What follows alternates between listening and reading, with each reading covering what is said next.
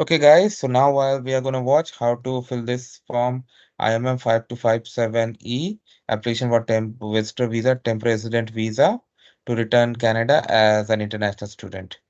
If you have not yet subscribed, subscribe. And I just want to clarify, neither I'm an immigration consultant nor I'm a government body. So if you take anything out of this, you do it at your own risk. All right, guys. So we are going to put a sample case that's not real. So you see a unique client identifier. So if you already hold a study permit, definitely you have it. You can refer on all your communication that you have received from IRCC, you're going to find it.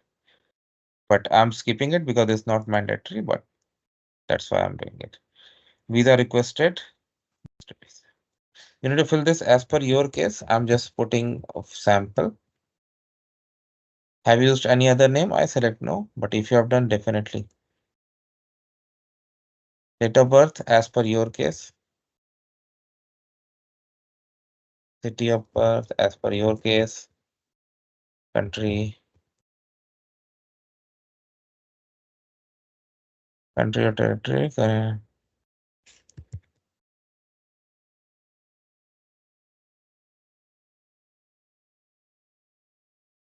Current country or country territory. Okay. Previous country or country territory. During past 5 years, have you lived in any country or territory other than your country of citizenship or your current country or territory indicated above for more than 6 months? So we are making it as a returning student. So definitely they have lived like outside their country. But yes, 6 months or more, that I'm not sure because that's gonna be as per your case. But for in this example, definitely select like I'm selecting yes, but you need to do as per your case. So they have stayed in Canada, status, student, date from and to definitely you provide. Let's say this guy has lived 2023 0401. Be careful of the format, guys. Date formats. A lot of people do mistakes in that also. Don't do that. Country territory, same as where you reside. Applying, yes. Your marital status, I select single. Have previously married commercial, I select no. Native language, because the application from India, so I select Hindi. To do as per your case. Are you able to communicate English or French? I select English. Have you taken a test? Yes, he is a student, so he has taken. Passport, yeah, guys, be very careful about this. A lot of people do mistakes. Issue date. I'm just putting sample.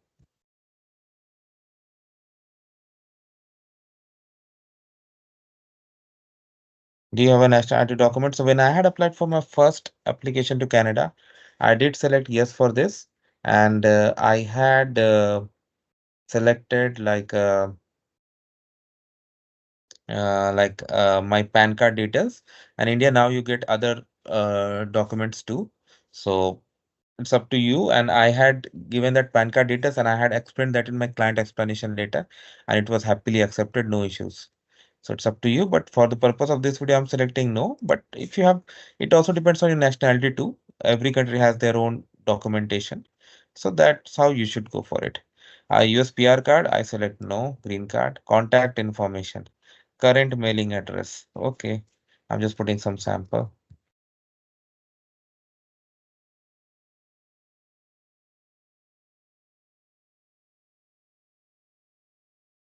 Good.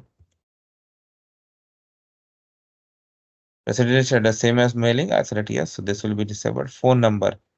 So because it's returning guy, so he may have a Canadian number.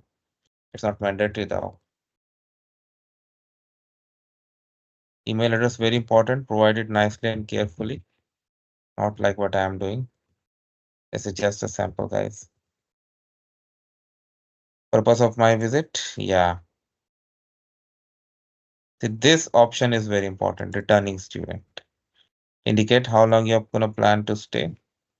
So let's say your plan is to go and let's say your study permit is ending next year. So I mean, as per your case, how long you're planning to do? Funds available. Name, address, or any personal institution. So as a student, you will be visiting your college, right? Provide that information, institution, and address. And anywhere else, like if you're like as a student, you might be working somewhere too in your allowed hours. That also you can do. Have you ever held any post-secondary education, including university, college? Yes. So provide that because let's say this guy studied just sample 2018, 2017. Just sample. He gives full day of your highest level of post-secondary education. Okay. Just sample guys.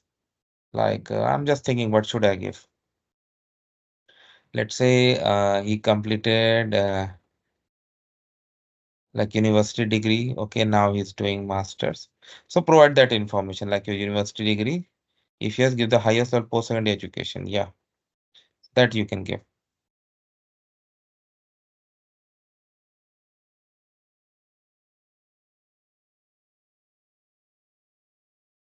Okay. So for the purpose of this video, I'm just going no, but this question is quite clear. Give the full details like of your highest post-secondary education. Employment, give the details of your employment first past 10 years. If you have held any government position, give that information. If you are not working or studying, please indicate. So right now he's studying. So let's say like we here where here like this guy was studying from this duration to this in Canada. So that will definitely go year a month. Let's say yeah. So that you provide here activity occupation. If you're not working during any time, you do that as well. First is always mandatory, like you go have to go to that order. And then, okay, let me just give it to past 10 years. So let's say 2024, 04. I'm not sure if it will accept the same months, but we'll do the validation. Right now, you are not working in country employer, company employer, then not applicable. We can do where you are New Delhi, India. And you can explain this in your letter, but before that, let's say you have studied 2023, 04 we selected or 3, whatever. 2024, oh, sorry, 403, previous access, let's say you were studying your facility, you know your college name, right? Let's say you were studying in Toronto, Canada, province, Ontario. Another activity they have asked for past 10 years. So you can like working or whatever you are doing, you can do it. Now the question arises, what if this much space is not sufficient? What you can do uh, in your client explanation letter, uh, attach a sheet, include the form number and this question number, like copy this section and provide additional information that you are doing, and that should be okay, and explain that in your client explanation letter too. Many people have done it and have been successful. Within the past 2 years, have you found tuberculosis? Now read these questions very carefully and then answer. Have you ever remained beyond the validity of your status? No. Have you ever been asked to leave Canada, any country? Have you previously applied to enter or remain in Canada? Yes, because you are a returning student. So you had applied to become a student, right? And you traveled. So provide that information very carefully and nicely in your words. Have you ever committed any crime, arrested for serve in military militia? I select no. Read these questions nicely and then do. You contact to continue CS or nation in future? Yes, no. I select yes. Date you can do. One thing is very sure you don't need to sign this application if you are applying online, but let me see if I can put the name. Yeah. Now, one thing you do first of all, like save save it, but before that, validate it. Oh, type. This I missed. I told you. Any validation error you do, this is gonna catch. Okay, but this is just the format and mandatory field. But the actual information, you need to do the verification yourself, save it, and then go back to the checklist and upload it. All right, now I'll go back to the checklist.